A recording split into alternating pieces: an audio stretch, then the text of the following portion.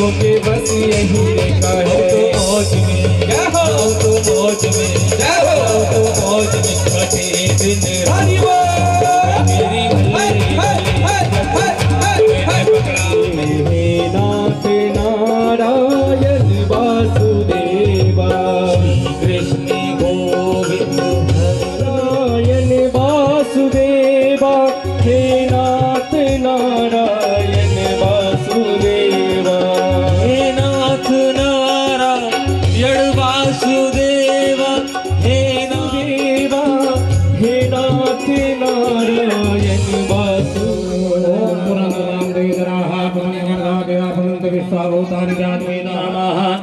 सर्वोपचारार्थे गंध अक्षत पुष्पाणि समर्पयामि। ओम त्वां गंधर्वा आखन त्वामेन्द्र त्वां बृहस्पतिः त्वामोखदे सोमो राजा विद्वान् निक्ष्मादमुच्यतो पूजार्थं प्रतिगृह्यताम्। ओम भूर्भुवस्सुवः पुराण पुरुषोत्तमाय नमः। पुष्पमालां प्रधापयामि। पुष्पमालान्ते नैवेद्यम् अकल्पयान्न नैवेद्यं निवेदयामि। नैवेद्यान्ते तिराचम्म। ओम उत्तरापोषणं समर्पयामि। मुख प्रक्षालनं समर्पयामि। हस्तौ प्रक्षालनं समर्पयामि। मुखासार्थे इला लवंगादि से तप्पुकी फलताम्बूलानि समर्पयामि। रथफलानि समर्पयामि। कृताय पूजाय साधुन्यार्थे द्रव्य दक्षिणां समर्पयामि। विभावसो अनंत पुण्य फलदः अतः शांते प्रयत्नयासीत सदाधार प्रतिबिंद्यमुतेवां कस्मै देवाय हविकाभिधेम। कृताय पूजाय साधुन्याकरे। ओम वराहपीडं नटवरवसु करोमि। परम पूज्य श्री व्यास जी का पूजन करेंगे। रूपाय विष्णवे नमो वै ब्रह्म विदये वासिष्ठाय नमो नमः। ओम गुरुर्ब्रह्मा गुरुर्विष्णुर् गुरुर्देवो महेश्वरः गुरुर् साक्षात् परब्रह्म तस्मै श्री गुरवे नमः। अखंडमंडल तत्पदं दर्शितं येन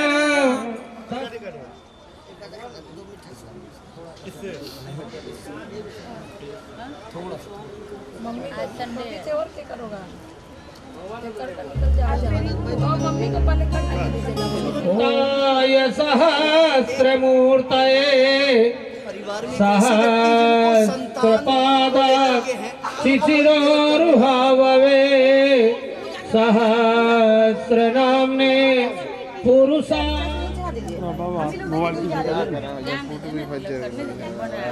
ओम गुरुर्ब्रह्मा गुरुर्विष्णु गुरुर्देवो महेश्वरः गुरुर्साक्षात् परब्रह्म तस्मै श्री गुरवे नमः।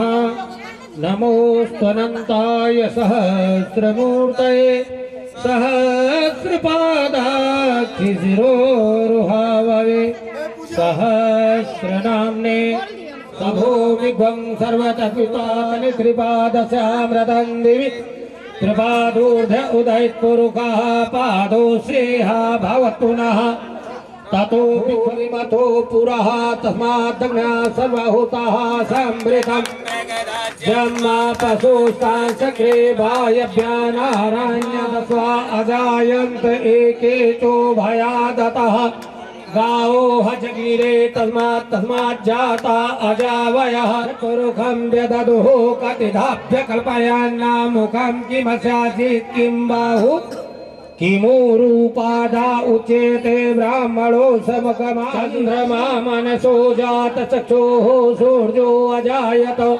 श्रोत्राद्वायुश्च प्राणश्च मुखात् निरज। आरती में सम्मिलित हो जितने भी भक्त बैठे हैं वो सब खड़े हो जाएं। ओम ज्वालामालिन्ये नमः रत्नेश्वर्यै नमः। सर्वोपचारार्थे गन्धक्षत्रो अजायत श्रोत्राद्वायुश्च प्राणश्च मुखादग्निरजायत।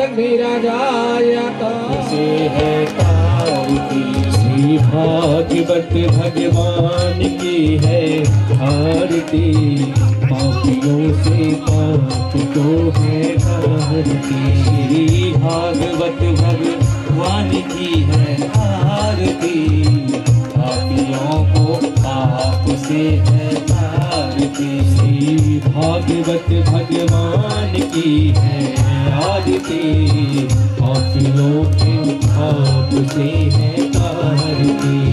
अमर ग्रंथ ये मुक्ति पंथ ये पंचम वेद निराला, नव ज्योति जगाने वाला। हरि नाम यही हर ध्यान यही, हरि नाम यही हर ध्यान यही। श्री मधुसूदन की आरती, पापियों को पाप से है आरती। श्री भागवत भगवान की है आरती, पापियों को पाप से है आरती।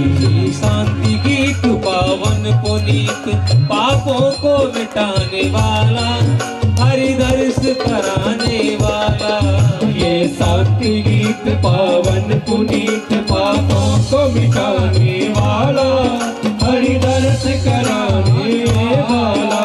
ये सुख करणी ये दुख हरणी, ये सुख करणी ये दुख हरणी। श्री मधुमंगल की आरती, पापियों को पाप से है आरती। श्री भागवत भगवान की है आरती, पापियों को पाप से है आरती।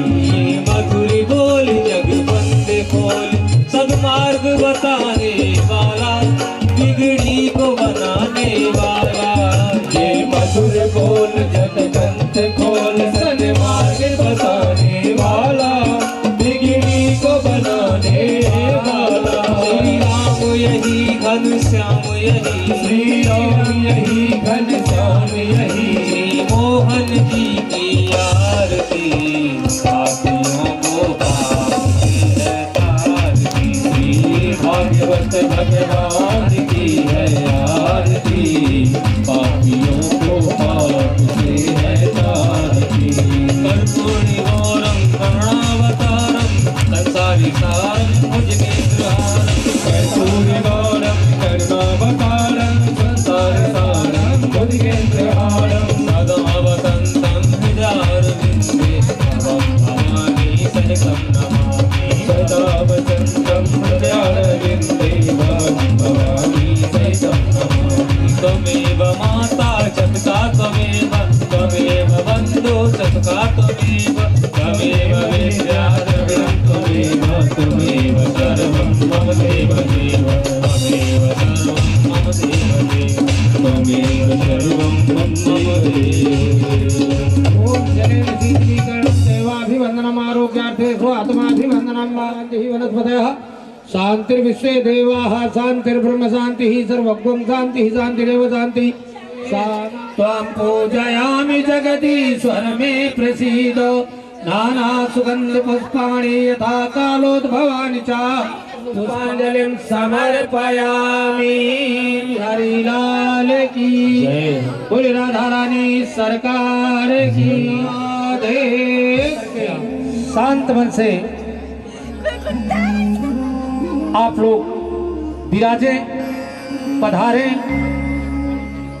और सभी से निवेदन है कि कथा के मध्य में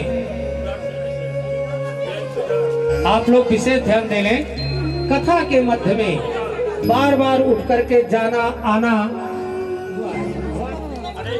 इसलिए सभी लोग जय श्री राधे जय श्री बैठ नहीं पाएगा लोग कहीं से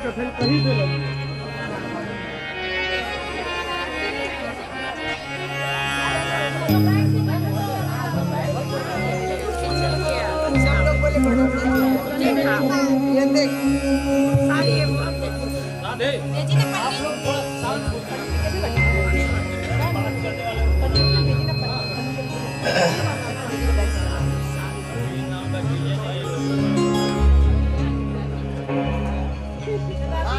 ने अटल बाबू आ जाए अपने आश्रम पे, बैठ जाना। चल भगवान अभी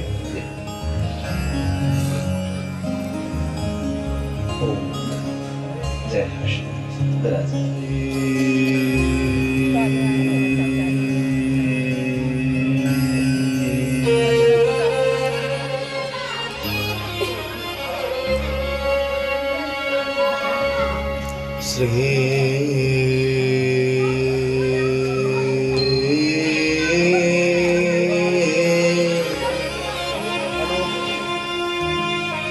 मातृपितृचरणकमले भ्यो नमः।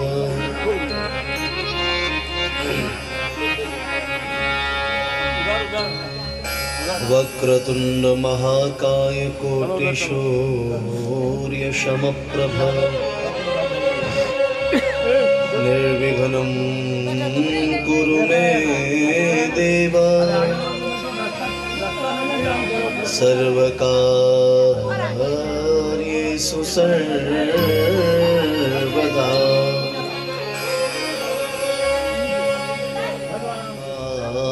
प्रसुप्तां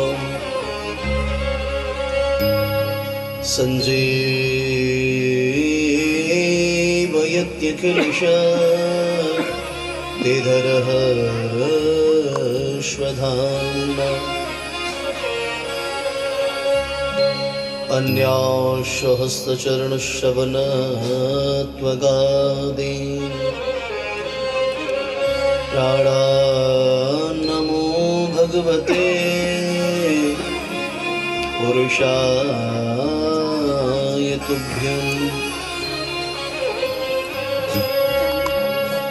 यो ब्रह्मरुद्रशुकनारदभीष्म मुख्यै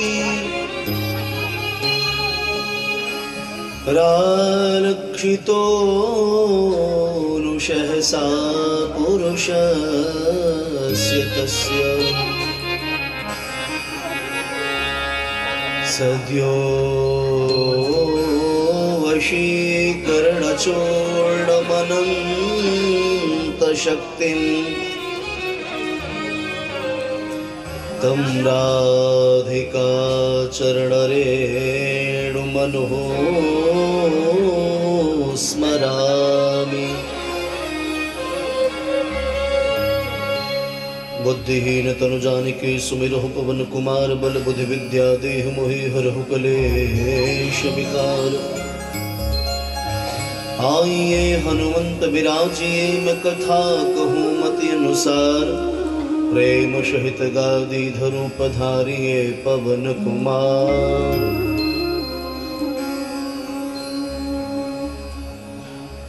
जय जय श्री राधा रमणो जय जय नवल किशोर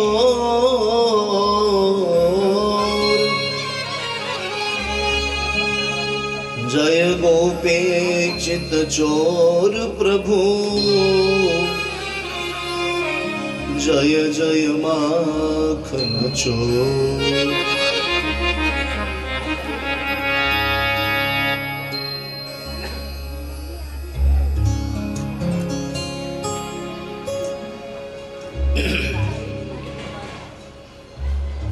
बोलिए श्री बालकृष्ण लाल की, श्री बांके बिहारी लाल की जय, श्री राधा वल्लभ लाल की जय, श्री राधा श्याम सुंदर भगवान की जय, श्री राधा दामोदर भगवान की जय, श्याम सुंदर श्री यमुने महारानी की जय, श्री सेवा कुंजवारी की जय, अलबेली सरकार की जय, पद्मों के खरीदार की जय, श्रीमद वृंदावन धाम की जय, सद्गुरुदेव भगवान की जय, सत्य सनातन धर्म की जय, सर्वदेवमयी गौ माता की जय, कपिला कामधेनु मृगनयनी माता की जय, खाटू नरेश की जय, बालाजी महाराज की जय, श्री रानी सती दादी की जय, अपने अपने सद्गुरु देव भगवान की जय, अपने अपने पितर भगवान की जय, सत्य सनातन धर्म की जय। जय जय श्री राम।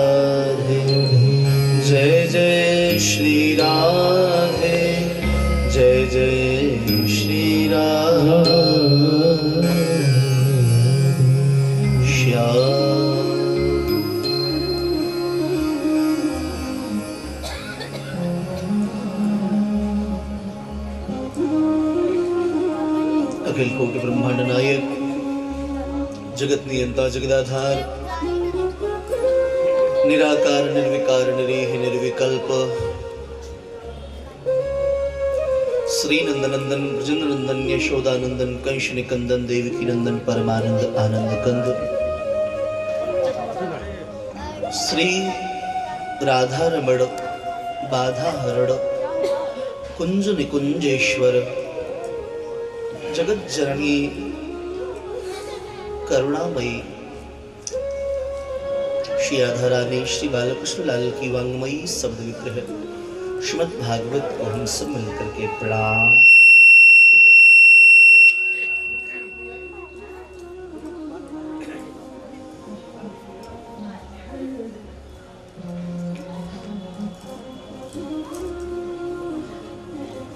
आइए नित्य की भांति कथा यात्रा में प्रवेश करें। उससे पूर्व कुछ क्षणों तक भगवान नाम का आश्रय लेकर के मन और वाणी को पवित्र करें। मेरो राधा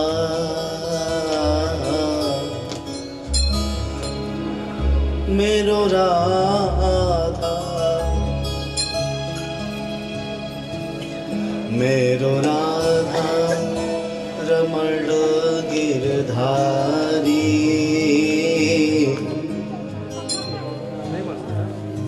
मेरो राधा रमण गिरधारी गिरधारी श्याम बनवारी मेरो राधा रमण गिरधारी गिरधारी बोलो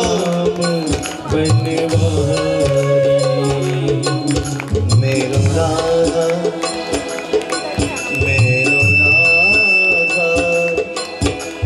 रमण गिरधारी गिरधारी श्याम बनवारी मेरो राधा रमण गिरधारी गिरधारी श्याम बनवारी गिरधारी श्याम बनवारी बोलिए गिरधारी श्याम बनवारी। आप सबके मुंह से आवाज आनी चाहिए। हाँ अभी थोड़ी देर पहले चुप करा रहा था तो चुप नहीं हो रहे थे, अब कह रहा हूं बोलो तो बोलते नहीं हो।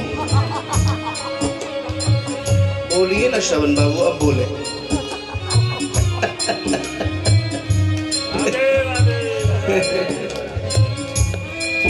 गिरधारी श्याम बनवारी बोलो गिरधारी श्याम बनवारी ओ गिरधारी श्याम बनवारी गिरधारी श्याम मेरो राधा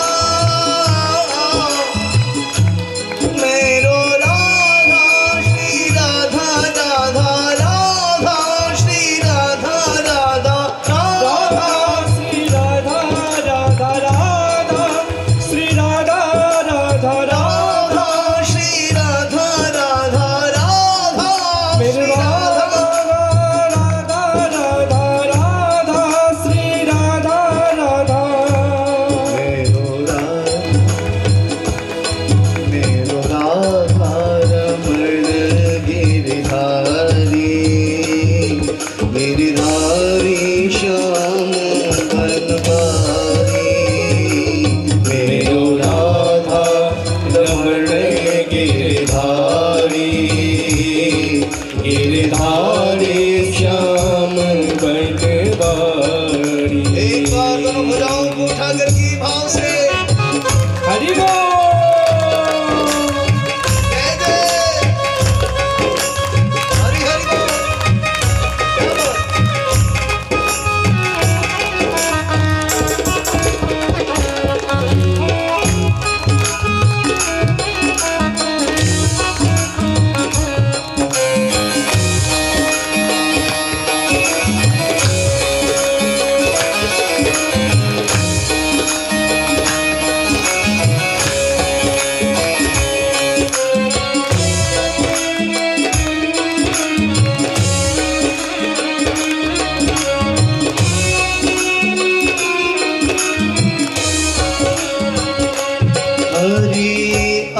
जाओ हरि आ जाओ। आज बोलो हरि आ जाओ, हरि आ जाओ, प्यारे आ जाओ, प्यारे आ जाओ, प्यारे आ जाओ, प्यारे आ जाओ, आ करके दरस दिखा जाओ, आ करके दरस दिखा जाओ, आ करके गले लगा जाओ, आ करके गले लगा जाओ, मेरो राधा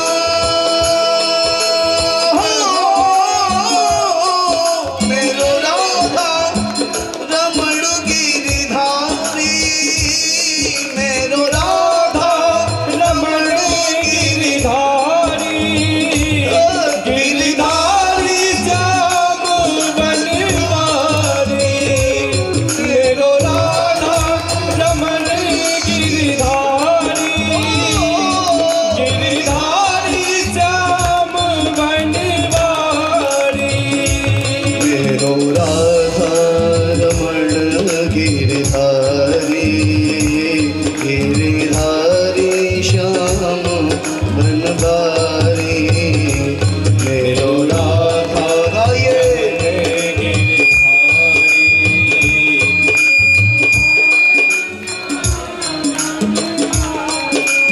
जय हो।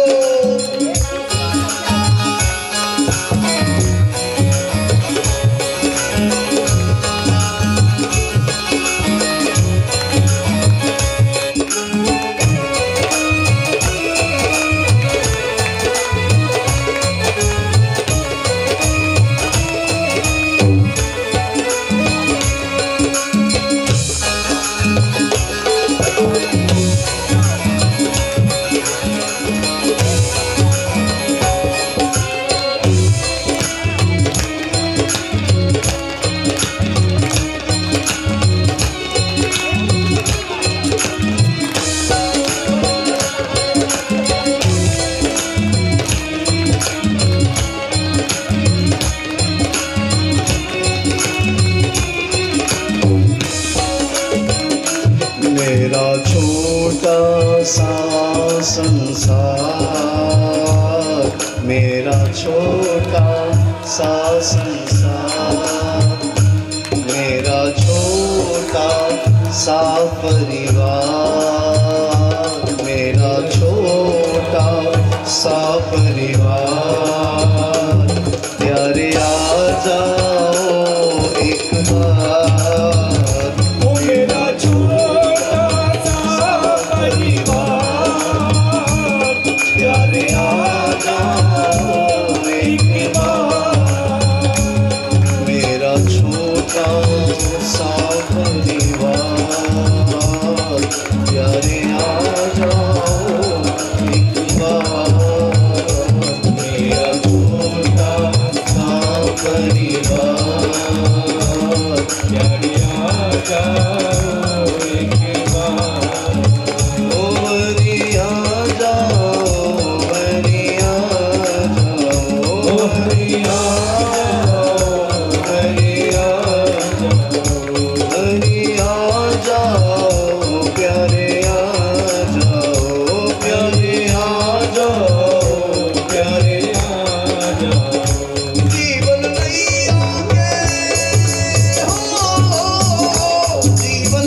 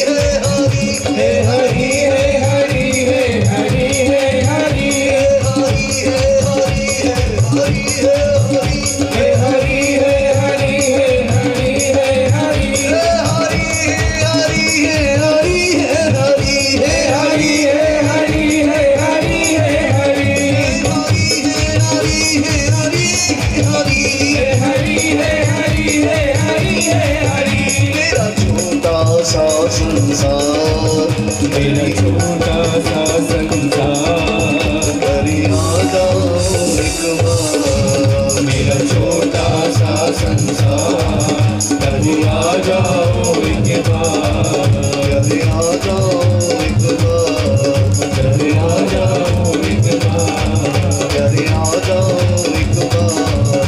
कभी आ जाओ एक बार। जय जय श्री राधे, जय जय श्री राधे, जय जय श्री राधे। बोलिए श्री कृष्ण कन्हैया लाल की, श्री बांके बिहारी लाल की।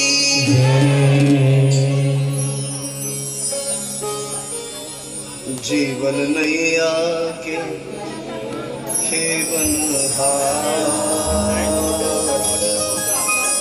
प्यारे आ जाओ एक बार।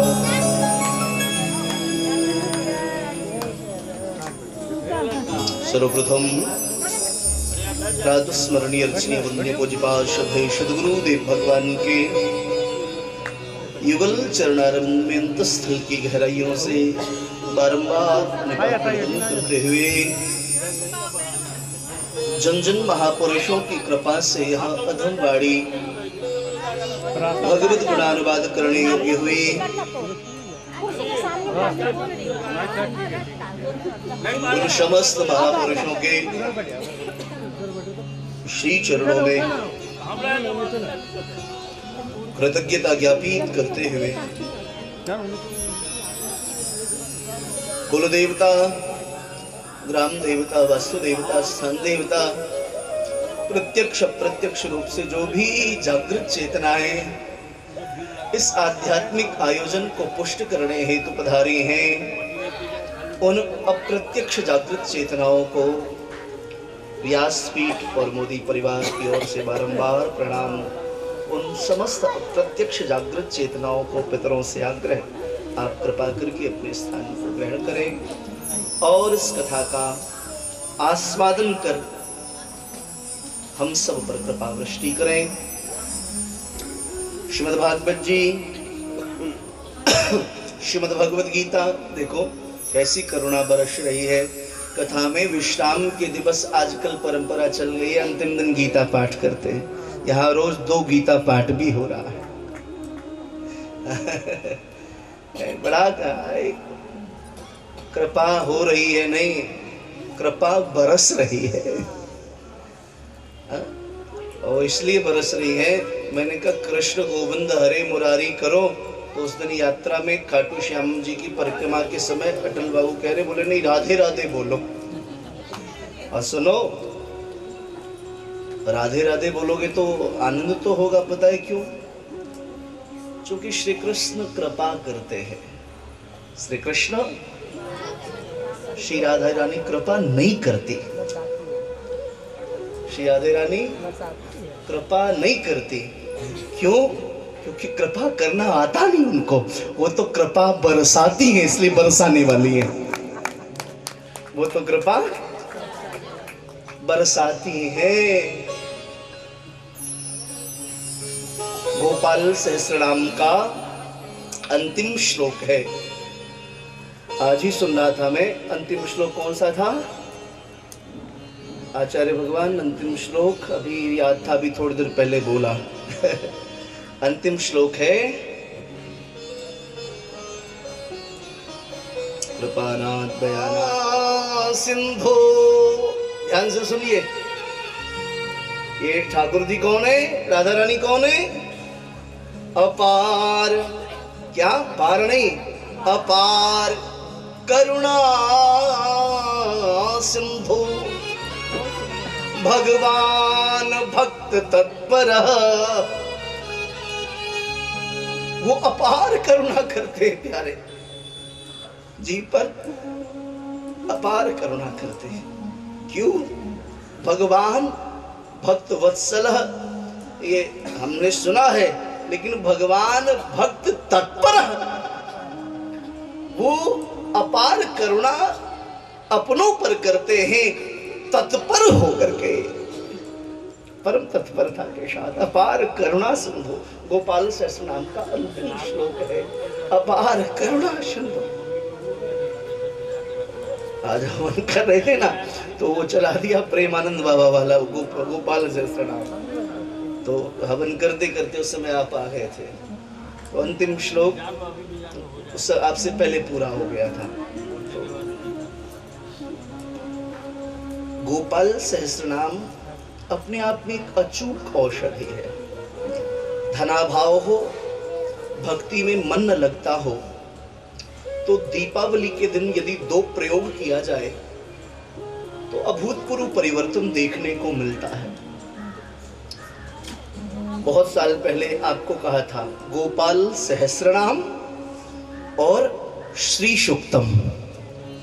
सिर्फ श्री सूक्त नहीं, ज्यादातर लोग मात्र श्री सूक्तम का पाठ करते हैं। श्री सूक्तम लेकिन अकेले श्री सूक्त के पाठ करने से बात नहीं बनेगी। गोपाल सहस्रनाम और श्री सूक्तम दोनों का एक साथ पाठ हो दीपावली के दिन तो लक्ष्मी पधारती हैं। अगर सिर्फ श्री सूक्त करें तो वो लक्ष्मी, मैंने कहा था ना आपको, वो आती है तो 13 दोष लेके आती हैं। लक्ष्मी के 13 दोष है, बताऊंगा इस बार पक्का। 13 दोष लाते हैं किंतु जब गोपाल के साथ आती हैं तो वह लक्ष्मी महाराज भक्ति में सहायक सिद्ध होती है, धर्म के कार्य में सहायक सिद्ध होती है। और जो अर्थ धर्म के कार्य में लगने लग जाए, आज भी हमारे वृंदावन में बेरी वाला परिवार है, आपके कोलकाता का एक धानुका परिवार है। श्री बिहारी जी का भोग आज भी बेरी बारा परिवार के घर से बन के आता है। बहुत बड़े व्यापारी हैं। हाँ हाँ, तो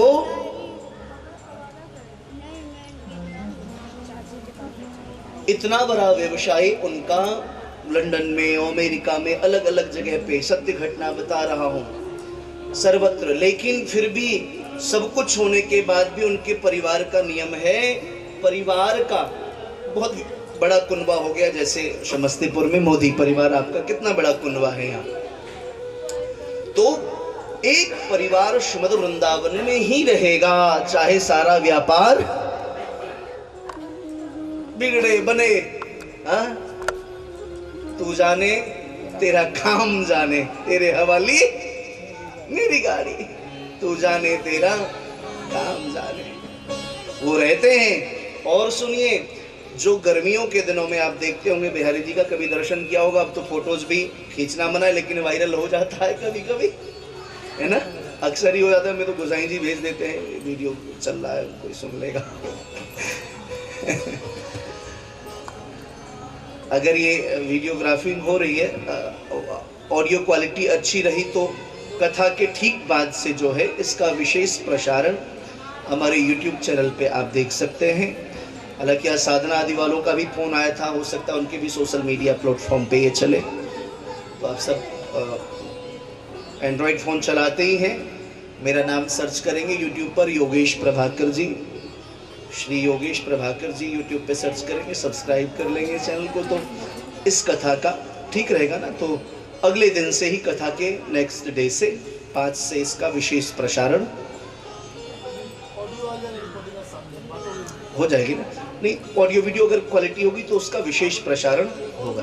अच्छा, तो उसका विशेष प्रसारण होगा, आप लोग सब्सक्राइब कर लेना। फेसबुक पर भी जो पेज है योगेश प्रभाकर जी करके, उसको, उस पर भी प्रसारण उसका होगा। अगर और घरों में भी बैठ के लाभ लीजिएगा बहुत लोगों ने तो कर भी रखा है, हाँ, सब लोग जुड़े भी हैं। तो वो बेरी वाला परिवार जो है, आप देखते होंगे गर्मियों के महीने में ठाकुर जी कलियों का वस्त्र पहनते हैं, मुकुट पे कली का श्रृंगार होता है। कभी गौर किया हो आपने, मुकुट जो होता है वो कली की बनाई जाती है। जो करधनी होती है वो कली की होती, जो पोशाक होते हैं वो बेले के मोगरे के पुष्पों की कलियों से बनाया जाता है। आपको जानकर के आश्चर्य होगा, वो सब बेरी वाला परिवार के द्वारा ही किया जाता है। उनके घर की जो बहुएं हैं, मास्क तो कोरोना आने के बाद आपने लगाया, वो 50 साल से मुंह में मास्क लगा के भोग बनाते हैं और ठाकुर दी का पोसा बनाते हैं, और परिणाम देखो क्या आनंद हो रहा है। आज भी संगठित परिवार है उनका। तो सज्जनों, हम सभी सौभाग्यशाली हैं जो इस पावन पुनीत मास में श्रीमद् भागवत जी की कथा श्रवण करने के लिए एकत्रित हुए। आज कल तक 22 था, आज 23 हो गया। अंतरराष्ट्रीय नववर्ष, व्यावहारिक नववर्ष, महात्मा ईसा मसीह के नववर्ष की आप सबों को अनंत अनंत बधाई और शुभकामनाएं। भगवान चूंकि प्रचलन में अभी यही है, 2024 प्रारंभ हो उससे पूर्व उनकी कृपा की अनुभूति आप सबको प्रतिदिन होता रहे, ऐसी व्यासपीठ से प्रार्थना।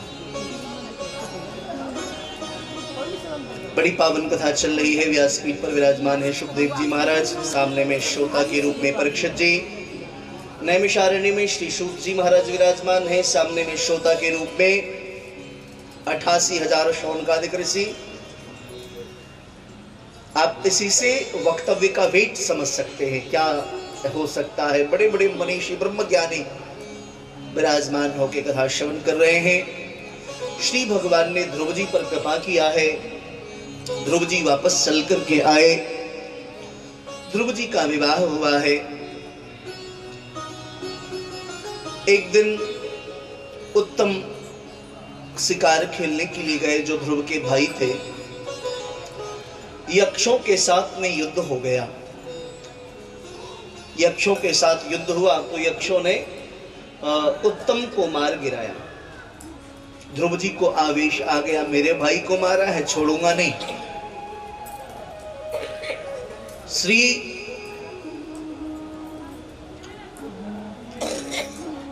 ध्रुव जी युद्ध करने के लिए चले गए। बहुत ध्यान से सुनना, ध्रुव जी युद्ध करने चले गए। यक्षों को मार करके गिराने लगे। ऐसा लगा यक्ष ही नष्ट हो जाएंगे। 84 लाख योनियां हैं, सारी योनियों की का अपना एक अलग महत्व है। अकारण पृथ्वी पर कुछ भी निर्माण नहीं हुआ है। हमारी दृष्टि में अकारण हो सकता है, लेकिन भगवान ने जो यह निर्माण किया है सबके पीछे कुछ न कुछ कारण है।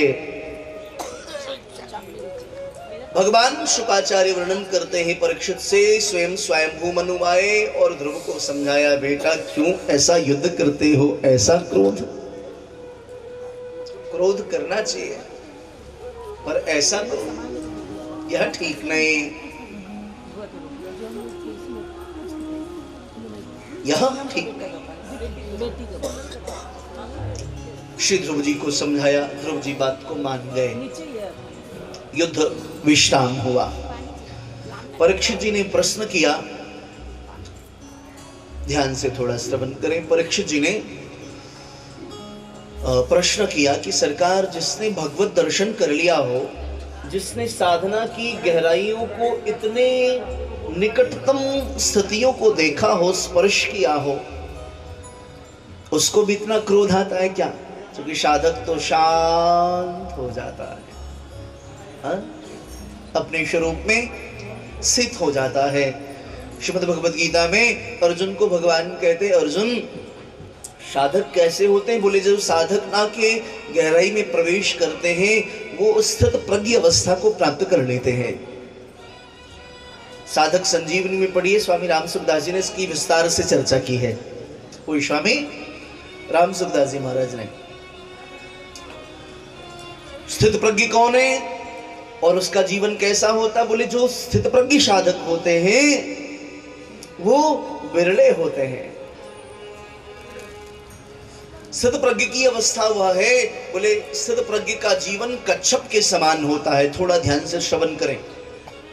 कछुए के जैसा स्थितप्रज्ञ की अवस्था होती है। जैसे कछुए के ऊपर कोई आक्रमण होने वाला हो, ध्यान से श्रवण करें।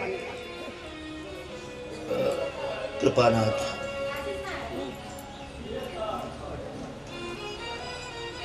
जैसे कछुए के ऊपर कोई प्रहार होने वाला हो, कोई आहट की अनुभूति होती है कछुए को, तो कछुआ अपने आप को उस कवच में समेट लेता है। उसके ऊपर से कोई बस भी निकल जावे, ट्रक भी निकल जावे, तो उसका कवच इतना मजबूत है, उसको फर्क नहीं पड़ता। कछुआ पुराना बच्चे की बात नहीं, बहुत कठोर होता है वज्र के समान। तो बोले ऐसे ही जो साधक होते हैं, सुजान होते हैं, उनके जीवन की अवस्था भी स्थितप्रज्ञ अर्थात कछुए जैसी हो जाती है। कोई आंधी आवे, तूफान आवे, वो अपने आप को उसमें समेट लेते, उनको फर्क नहीं पड़ता। बोले ध्रुव इतने बड़े विद्वान सत्संगी, फिर भी इनको क्रोध क्यों आया? बोले इन्होंने भगवत दर्शन तो कर लिया, पर संतों का संग नहीं किया है, सत्संग नहीं किया, महत जनों की सेवा नहीं की, महत पुरुषों की सन्निधि प्राप्त नहीं की। और तुलसी बाबा कहते हैं बिनु सत्संग विवेक न होई, बिनु सत्संग विवेक बिनु सत्संग विवेक न होई, बिनु सत्संग विवेक न हो, सत्संग विवेक न होई, बिनु सत्संग विवेक न होई। राम कृपा बिनु सुलभ सो, राम कृपा बिनु सुलभ सोए, राम कृपा बिनु सुलभ सोई, राम कृपा बिनु सुलभ सोई। बिनु सत्संग विवेक न होई। तुलसीदास जी कहते हैं बिना सत्संग के विवेक हो नहीं सकता, लेकिन बिना सत्संग के विवेक नहीं होता, ये तो पहला वाक्य है। दूसरा वाक्य क्या है? बोले सत्संग कहाँ मिलेगा? बोले वो सत्संग संतों के पास जाने से मिलेगा। बोले संतों के पास कैसे जाया जाए? अपने चरणों से, पैर से। बोले नहीं प्यारे, तुम अपने मन से वहां पहुंच नहीं पाओगे। बिनु सत्संग विवेक न होई, लेकिन वो सत्संग भी कम मिलेगा। बोले राम कृपा बिनु सुलभ न सोई। महाराज राम की कृपा के बिना वो भी दुर्लभ है। तो बोले इन्होंने सत्संग नहीं किया।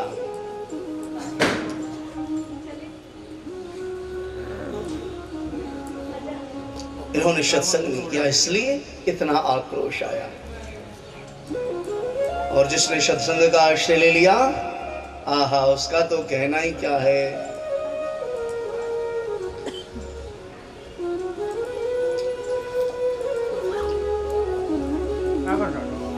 एक बार बहुत ध्यान से श्रवण करिएगा। 1 मिनट का दृष्टांत, 4 दिन बीत गए, कोई दृष्टांत नहीं सुनाया आपको। अभी सुना देता हूं, 1-2 मिनट का है, सुनिएगा। 4 बच्चे अमेरिका पढ़ने के लिए गए। वहां की जो भी यूनिवर्सिटियां हैं, गए,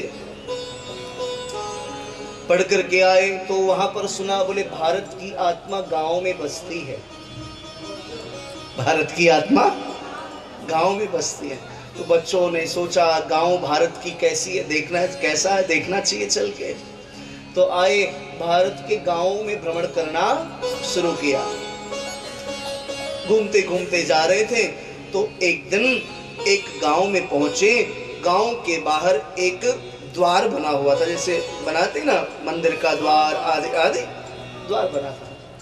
द्वार के ऊपर गांव का नाम लिखा था और गांव के नाम के नीचे गांव के वासियों का नाम लिखा था। रामलाल आयु 5 साल, हनुमान लाल आयु 4 साल, गोविंदलाल आयु 3 साल, श्यामलाल आयु 2 साल। महाराज, किसी की आयु 5-6 साल से ज्यादा उस गांव में नहीं थी। बहुत ध्यान से सुनिएगा। बच्चों ने सोचा, हे भगवान, ये कौन सा गांव है? भूत प्रेतों का गांव है क्या? किसी की आयु 4-5 साल से ज्यादा है नहीं। बच्चे डर के मारे वापस जाने लगे। इतने में एक बुजुर्ग आए। भैया, आप तो बड़े भाव से हमारे द्वार को देख रहे थे और प्रवेश किए बिना वापस जा रहे हो। आओ तो सही, मेरा आतिथ्य तो लेते जाओ। हा? मेरी हॉस्पिटैलिटी तो लेते जाओ, मेरा आतिथ्य स्वीकार करो। बच्चों ने कहा नहीं नहीं, हो गया। अरे बताओ तो सही, बात क्या है? बोले बाबा, एक प्रश्न पूछना था, आप उत्तर दो तो गांव में चलूंगा। बोले क्यों, क्या बात है? बोले आपके गांव में लोग 4-5 साल से ज्यादा जीते नहीं, कोई चक्कर वक्कर है क्या? बुजुर्ग ने कहा आप डरो मत, हमारे गांव में चलो, आतिथ्य को स्वीकार करो, फिर बताएंगे। बच्चे गए, वहां पर उनका खूब स्वागत किया गया, सम्मान किया गया। और फिर कहा, महाराज, हमारे यहाँ बच्चे का जब जन्म होता है तो जन्म लेने के बाद जब जातकर्म संस्कार आदि क्रिया होती है और जब नामकरण होता है तो उसके साथ एक डायरी खरीदी जाती है, एक डायरी ली जाती है और उसके नामकरण संस्कार में कितनी देर सदकारी हुआ, शुभकारी हुआ, सत्संग हुआ, वो अंकित कर दिया जाता है। इसके नामकरण में 1 घंटे सत्यनारायण की पूजा हुई, 1 घंटे कीर्तन हुआ, 1 घंटे ज्योति जली, जो भी है। धीरे धीरे उसके बाद डायरी रख दी जाती है। बच्चा बड़ा होता है, फिर वो जो जाता है, बोले आज खाटू जी में गया, रिंग से पैदल पैदल चल करके इतना समय वहां लगा के आया। आज सालासर जी गया तो इतना समय लगाया, आज झुंझुनू गया तो इतना लगाया, आज तिरुपति गया तो इतना समय लगाया, कथा हुई उसमें इतना समय लगा। ऐसा जो भी नित्य शुभ कर्म करता वो लिख देगा। ऐसा होते होते वह बुजुर्ग हो जाता है, उसकी मृत्यु होती है, साधकर्म संस्कार होता है। पगड़ी बंधन के पश्चात सब गांव वाले इकट्ठे होते हैं और उस डायरी को मंगाई जाती है जो जन्मने के बाद उसको दी जाती है। बहुत ध्यान से सुनिएगा। वो डायरी ली जाती है जो कि अत्यंत गुप्त है, वो जीवन में किसी और को दिखा नहीं सकता। वो गुप्त डायरी निकाली जाती है और निकालने के बाद उस समय को कैलकुलेट किया जाता है। सारे समय को कैलकुलेट किया जाता है और कैलकुलेशन करने के बाद जितना समय बनता है, बोले उस समय के साथ उस व्यक्ति का नाम गांव के बाहर द्वार पे लिख दिया जाता है। इस व्यक्ति की आयु तो 100 साल थी, पर 100 साल में मात्र ये 4 साल 3 साल जितना भी जोड़ने के बाद बनता है, बोले इस व्यक्ति की आयु तो 100 साल थी, पर मात्र इसने जीवन जिया 3 साल 4 साल 5 साल जो भी है, बाकी इसका व्यर्थ चला गया। आया मैथमेटिक्स समझ में? तो जो अभी हम कार्य कर रहे हैं चित्रगुप्त जी इसी को खाते में चढ़ा रहे हैं, बाकी सब व्यर्थ जा रहा है, निरर्थक जा रहा है। तो बिन सत्संग विवेक न होई, राम कृपा बिन सुलभ न सोई। भगवान जिस पर कृपा करते हैं, जिसको हम आप चुनते हैं, वो नगर निगम में बैठते हैं। नगर परिषद ना, नगर परिषद में बैठते हैं। जिसको हम आप चुनते हैं वो विधानसभा में बैठते हैं, जिसको हम आप चुनते हैं वो लोकसभा में बैठते हैं, जिसको हम आप चुनते हैं वो संसद में बैठा करते हैं, और जिनको मेरा बिहारी जी चुन लेता है वो सत्संग में बैठा करते हैं। जिसको मेरा बिहारी जी चुन लेता है ना, वो सत्संग में बैठा करते हैं। मेरा सौभाग्य है व्यासपीठ पर बैठने के बाद भी अब तो कम समय मिलता है। पहले सैकड़ों तो नहीं कहेंगे पर 100 तक तो कथाएं जरूर सुनी होगी मैंने। ऐसे कोई उस काल के वक्ता नहीं। पूज्य राजेश्वरानंद जी महाराज, पूज्य अखंडानंद सरस्वती पाद, पूज्य गोपालानंद जी महाराज, जो पुराने जो भी संत हुए, लगभग सबकी कथा वृंदावन में जब होता था तो ब्रह्म मुहूर्त में गुरुजी से अध्ययन करने जाता और वहीं इस्कॉन मंदिर में खिचड़ी बटती, वही लाइन में लग के पाता और 2 सत्र में कथा होती। 9 बजे पहुंच जाता कथा सुनने, 9 से 12 कथा सुनी, फिर घर पहुंचे, फिर शाम को 3 से 6 फिर प्रतीक्षा करता श्रावण का, पूरे महीना रासलीला देखते। ये हमारा जीवन था बाल्यावस्था में, लगभग 16, 17, 18 साल की आयु तक, 11, 12 साल से लेके 17, 18 तक। उसके बाद ये धीरे धीरे छूटा। फिर भगवान ने अपने थोड़ा घर में बुलाना शुरू किया, सेवा कुंज में, बिहारी जी में, फिर और संतों के सन्निकट बुलाया और उसके बाद बुलाते बुलाते फिर गद्दी मजबूती से सौंप दी थी 12 साल की आयु में, लेकिन फिर और मजबूती से, मुझे लगता है 2009 के बाद रन में ये व्यासपीठ आने लगी थी। 11 में पहली बार वृंदावन में भव्य कथा हुई हिताश्रम में, 2011 में। उसके भी 11 साल पूरे हो गए आज। तो सज्जनों, भगवान शुकाचार्य वर्णन करते हैं परीक्षित से, परीक्षित इन्होंने भगवत दर्शन तो किया किंतु सत्संग नहीं किया, इसलिए क्रोध आ गया। इन्हीं के यहाँ पर 36,000 वर्ष तक इन्होंने राज्य किया। बाद में वैराग्य हो गया, भगवत दर्शन करके कहा संसार में फंस गया मैं, तो सब कुछ अपने पुत्र उत्कल को सौंप के और श्री ध्रुव जी बद्रिकाश्रम में भजन करने चले गए हैं। बद्रिकाश्रम में तपस्या करने चले गए। बाद में लौट करके तप करके आए। पहले के जो राजा महाराजा भी होते थे ना, सोचो, बोले साहब फुर्सत कहाँ है। पहले के जो राजा महाराजा भी होते थे वो भी अपने जीवन काल में समय निकाल करके जाते थे तीर्थों में भजन साधना करने के लिए। आप निकालो अपना इतिहास, समझ में आएगा। तो भगवान शुकाचार्य वर्णन करते हैं परीक्षित से, परीक्षित बाद में ध्रुव जी आए। 36,000 वर्ष राज्य करने के बाद साक्षात मृत्यु देवी आई विमान लेकर। मृत्यु देवी प्रतीक्षा करने लगी ध्रुव जी का, चूंकि भक्तों को अपने मन से मृत्यु नहीं ले जा सकती। जब भक्त चाहेंगे तभी वो जा सकते हैं। महज्जनों को, महत्पुरुषों को आपने सुना होगा, महापुरुष कह देते हैं अब मैं जाने वाला हूं, सावधान हो जाओ।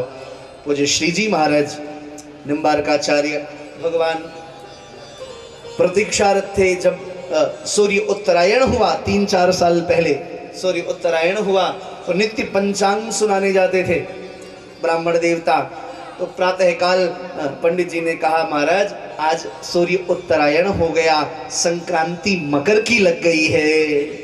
अच्छा, बोले हाँ, सुन करके और शाम को शरीर उन्होंने त्याग दिया। पितामह भीष्म ने भी उत्तरायण के सूर्य में शरीर का त्याग किया। तो महापुरुष ऐसा करते हैं, चूंकि उनका अपने जीवन पर नियंत्रण होता है। वो जब चाहेंगे तभी मृत्यु उनको ले जाएगी। प्रतीक्षा करती रही, विमान चल कर के आया, विमान में ध्रुव बैठने के लिए उद्यत हुए।